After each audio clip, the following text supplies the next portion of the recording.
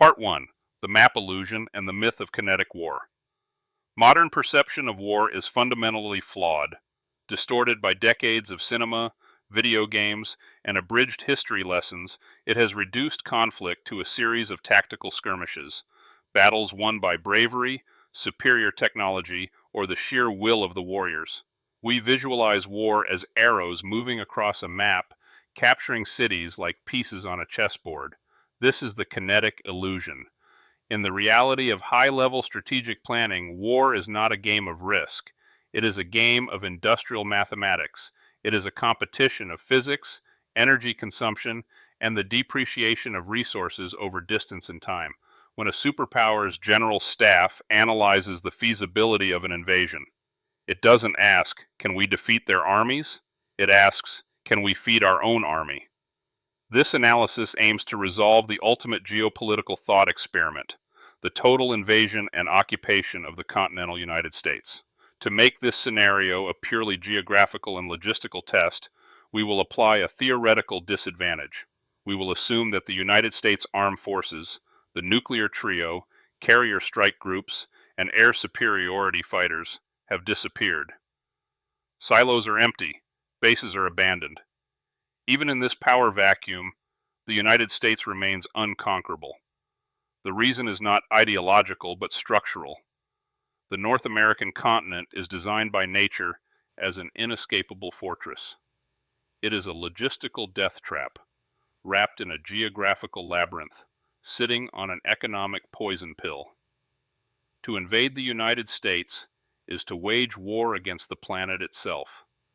To understand why, we must set aside the romanticism of war and address the cold, tedious, and brutal reality of logistics. We must analyze the tooth-to-tail ratio, the military doctrine stating that for every soldier who pulls the trigger, there are 10 to 15 personnel carrying fuel, water, ammunition, and spare parts. When you project this ratio across the ocean, the tail becomes so long and heavy that it paralyzes the beast. Part 2. The blue water barrier. The first line of defense is not a weapon system. It is the terrifying, boundless void of the ocean. The Atlantic and Pacific Oceans are often described as a trench, but that term is inadequate. A trench is a static barrier. Oceans are dynamic, hostile environments, and they exact a catastrophic toll on any force attempting to cross them. Let's look at the mathematics of improvement. A modern heavily armored division, the unit necessary for capturing and holding territory, consumes approximately 500,000 gallons of fuel per day while maneuvering. Every 24 hours, it requires approximately 3,000 to 5,000 tons of dry goods, food, ammunition, medical equipment, spare parts. To invade the United States, an enemy power cannot simply send an expeditionary force. They must move an entire civilization. Conservative estimates for a peacekeeping force capable of occupying a population of 335 million and an area of approximately 10 million square kilometers indicate a troop requirement of roughly 6 to 10 million men.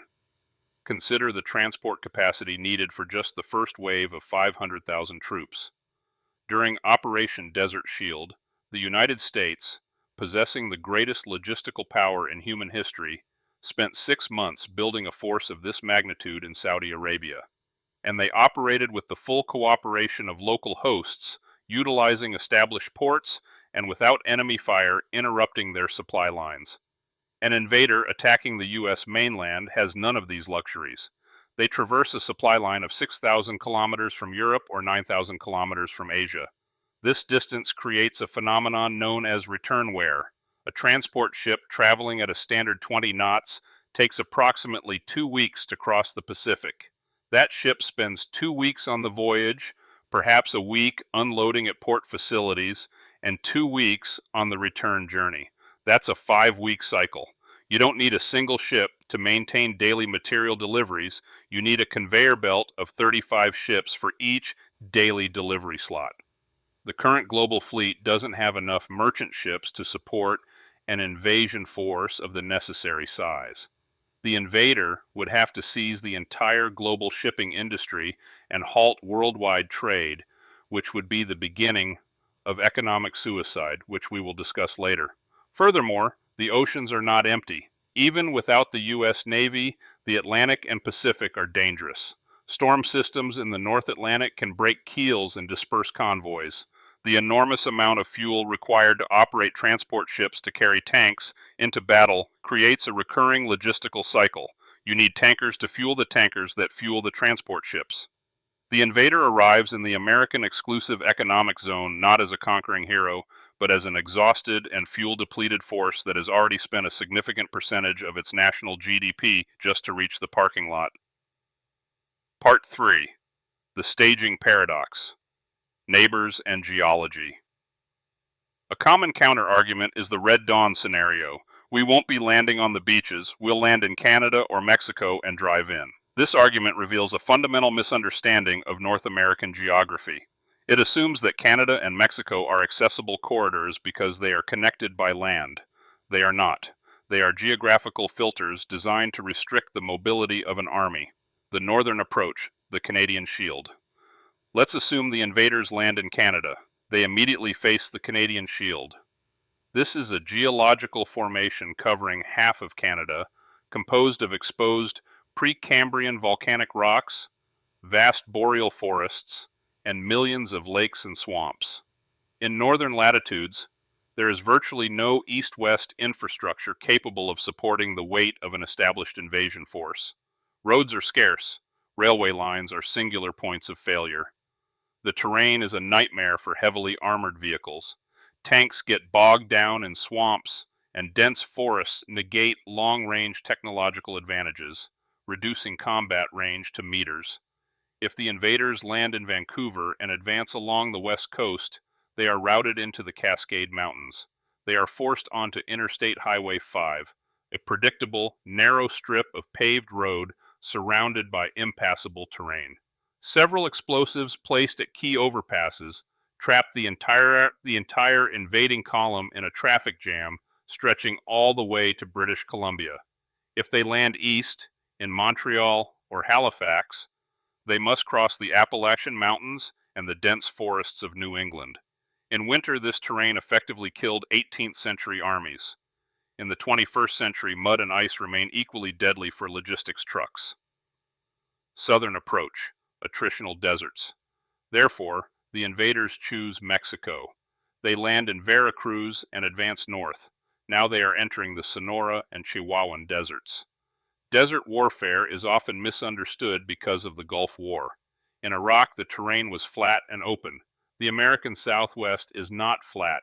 It has a basin and mountain range topography, wild, jagged mountains separated by arid, waterless valleys. Water logistics become the primary enemy. In 40-degree heat, a soldier equipped with combat gear needs 10 to 15 liters of water a day. An army of millions needs a river full of bottled water constantly moving north. Local water sources are non-existent. Underground water sources are deep or depleted. Furthermore, the border region is a logistical bottleneck. There are very few railroad lines connecting central Mexico to the American Industrial Center that have the necessary track gauge and carrying capacity for heavy military transport. The invaders are forced to rely on trucks. Trucks require diesel fuel. As they advance deeper into Texas, supply lines also lengthen. In the open, untouched deserts stretching for hundreds of miles, tires and engines wear out 3 times faster than normal due to extreme temperatures. The invaders arrive at the U.S. border not as a cohesive force, but as a disorganized stream of troops, separated by vast distances, dehydrated, and suffering from mechanical failures before even firing a single shot. Part 4. The Port Problem and the Fragility of Access. Let's return to the direct amphibious assault. The invader decides to attack the beaches. Here we encounter the Normandy fallacy. In 1944, the Allies landed on the beaches out of necessity, but immediately prioritized capturing a port, Cherbourg. You can't resupply a modern army via the beach. You can't unload a 70-ton M1 Abrams tank or a container full of precision-guided munitions into the sand dunes forever. You need cranes. Specifically, you need Panamax and post-Panamax gantry cranes. The United States has very few deep-water ports suitable for unloading heavy military cargo.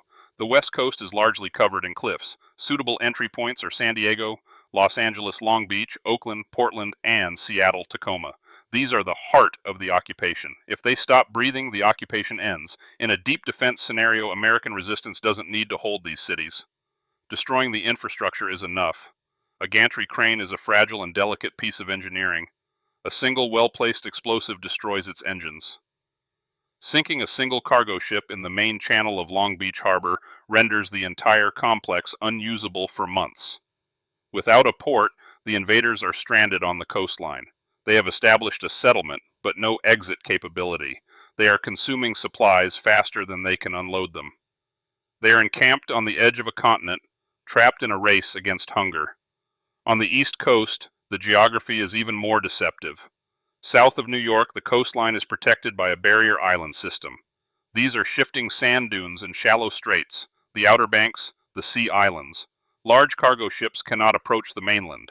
They have to unload their cargo onto smaller barges, which in turn have to navigate through dangerous, shallow waters to find a suitable landing point. This situation adds a catastrophic layer of inefficiency to the supply chain. While the Gulf Coast offers the Mississippi River, the Delta is a swampy marshland. Heavy armor simply sinks. Roads are built on ledges, high targets that are easily destroyed, and trap the invader in the mud. Chapter 5. The Geography of the Interior. Defense in Depth. Let's assume the impossible. An invader has captured a port. They've unloaded their armor. They're advancing inland. Now, they face a threat on a continental scale. The United States is roughly the size of Europe. An invader landing in California is geographically closer to Hawaii than to Washington, D.C. The magnitude of these distances reduces military strength. This is the concept of dispersion of force. To secure a supply route of approximately 1,100 kilometers from Los Angeles to Salt Lake City, the invader must establish garrisons every few kilometers to prevent obstruction. By the time the vanguard reaches the Rocky Mountains, the tail will have exhausted a significant portion of the Army's manpower. The Rocky Mountains Wall. The western approach is blocked by the Rocky Mountains. This is not just a mountain range, it's a 3,000-mile-long fortification. The average altitude exceeds 2,000 meters.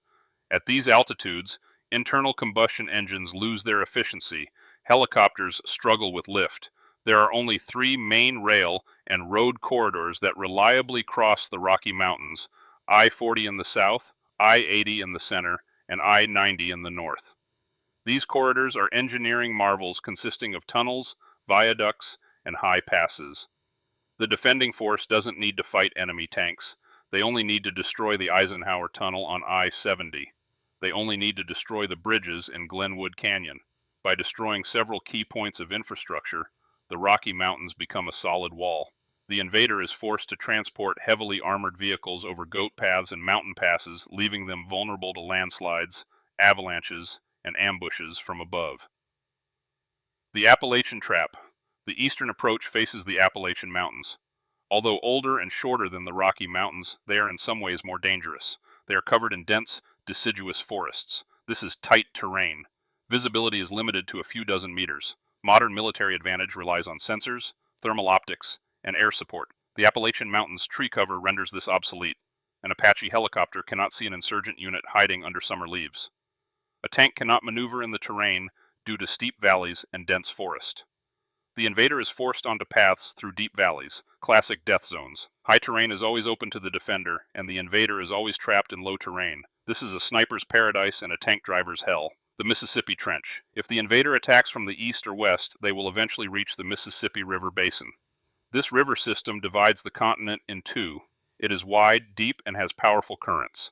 There are only a limited number of bridges capable of supporting the weight of a 70-ton main battle tank. If the defenders lose these bridges, the Mississippi River becomes an obstacle requiring a massive combat engineering project to cross. Building a pontoon bridge over the Mississippi under fire is suicidal. The river effectively divides the invading forces, preventing them from uniting. Chapter 6. Demographic Insurer, a mathematical impossibility. Geography delays the invader, but demographics destroy them. We must focus on the civilian population. Standard counterinsurgency doctrine, developed from the bitter lessons of Vietnam, Iraq, and Afghanistan, presupposes a force ratio for a successful invasion. Math shows that 20 security personnel are needed for every 1,000 people to ensure basic stability.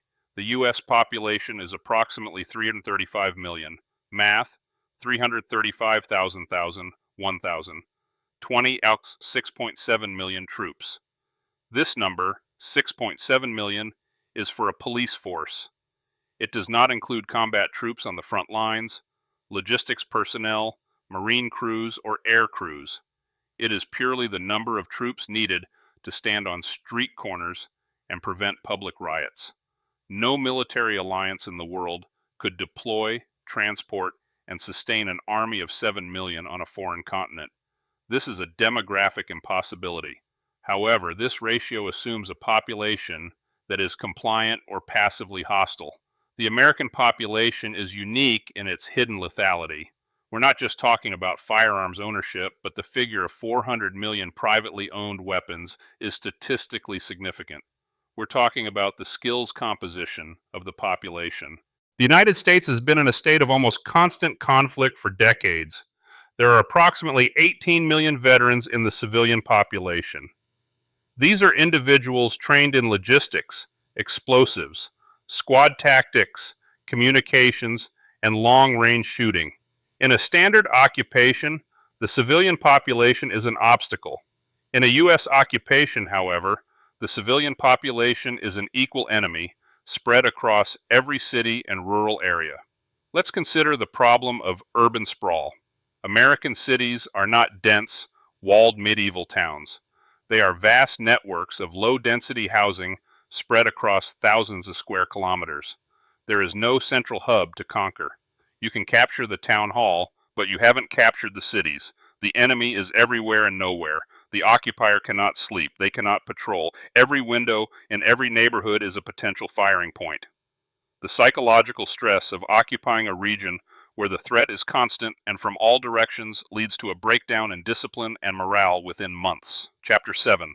Infrastructure as a weapon. The invader assumes that if they seize infrastructure, they can use it. This is wrong. The American infrastructure network is designed for commercial efficiency, not military resilience. But its extreme complexity makes it unmanageable for an outsider. The energy grid. The U.S. electrical grid is a patchwork of regional connections. In a defensive scorched earth scenario, shutting down the grid is trivial. Without electricity, the invader's logistics software won't work. Automated unloading systems at ports won't work. Pumps at gas stations won't work. The rail network. The U.S. transports its heavy loads by rail. The system is extensive, but switching controls are digitized, and the tracks are easily sabotaged. A few meters of missing track in the middle of Nebraska would stop a train carrying vital ammunition. The invader cannot patrol the 140,000 miles of rail lines. They are forced to rely on trucks, which brings us back to the fuel problem. Food supply. The Midwest's breadbasket produces food, but this production is mechanized. It relies on GPS-guided harvesters, specialized fertilizers, and just-in-time diesel fuel deliveries. An invasion instantly disrupts this cycle. Fields are left fallow. The invader simply cannot gather food because food is available in the form of unharvested corn and soybeans, not in the form of ready-to-eat meals. You can't feed an army raw corn. The invader is forced to import its own food, adding millions of tons to the transportation requirement. Chapter 8. The Economic Poison Pill. Finally, we come to the most abstract, yet most deadly defense, the economy. The United States is the operating system of the global economy. By declaring total war on the U.S., the invader effectively formats the hard drive of the global financial system. The reserve currency paradox. The invader's own economy is likely dependent on the stability of the global market to finance its war machine. They sell resources or manufactured goods to the world. International trade is conducted in U.S. dollars via the SWIFT system. The moment the invasion begins, the U.S. freezes the system. Paradoxically, the dollar may appreciate as a safe haven or, depending on the scenario, collapse completely. But in either case, global liquidity evaporates. The invader's ability to buy fuel, rubber, and steel on the international market disappears. Their own currency becomes non-convertible. They are now waging a war they can no longer afford. Asset destruction. The wealth of the United States is not in the gold bars stored in Fort Knox. It is in intellectual property, data, and human capital. What does an invader gain if they take over Silicon Valley? They acquire office buildings. The code is in the cloud, and the servers are wiped or locked. The engineers' human value have fled. The invader seizes the shell of the economy, but leaves the ghost machine behind. Victory flame. If the invader wins, destroying the U.S. government and occupying the ruins, they inherit a continent requiring trillions of dollars in reconstruction. They become responsible for feeding 335 million people with no economy. The cost of the invasion will exceed the invader's GDP. Victory is a fiscal singularity. The more land you acquire, the faster you go bankrupt. Chapter 9, Why Technology Doesn't Save the Invader. Technology optimists will say, what about hypersonic missiles? What about cyber warfare? What about swarms of drones? These are not instruments of invasion, but of destruction. You can destroy a power plant with a cyber attack. You can level a city with a hypersonic missile, but you can't collect taxes from a ruin. You can't extract labor from a corpse. The purpose of invasion is not destruction, but conquest. You invade to seize resources, labor, and wealth. Modern high-tech weapons are excellent at destroying things, but terrible at managing them. Furthermore, high-tech armies are fragile. A swarm of drones needs a local control center. A hypersonic battery requires specialized fuel and maintenance. These supply chains are delicate. In the rugged, hostile terrain of the American interior, when faced with a local insurgency, the high-tech advantages diminish. A high-tech army becomes blind when its sensors malfunction or are destroyed. When its special fuel runs out, it becomes immobile. It reverts to a low-tech war, and in a low-tech war, the home team with shotguns and knowledge of the terrain always wins. Chapter 10, Conclusion, Geopolitical Necessity. The impossibility of invading the United States is not a boast of American exceptionalism. It is a serious acknowledgement of geographical determinism. The North American continent is a fortress built by tectonic plates and shaped by ocean currents. It is a landmass that trades time for space and uses distance as a weapon. The oceans force the invader to exhaust themselves before the first boat touches the sand. Ports lead the invader into death zones, creating deadly bottlenecks. Mountains and deserts deprive the invader of mobility and mechanical advantage. The population imposes a policing cost that exceeds the demographic capacity of any country on Earth. The economy ensures the conqueror's bankruptcy in the process of winning. The United States doesn't need a large standing army to defend itself from invasion. Its mere existence is enough. The territory itself does the heavy work. For any geopolitical rival, the outcome is clear and inevitable. You can launch a nuclear attack on the United States, you can impose a blockade, you can launch a cyber attack, but you cannot conquer it. The map simply says no. Don't forget to subscribe to the channel. See you in the next video.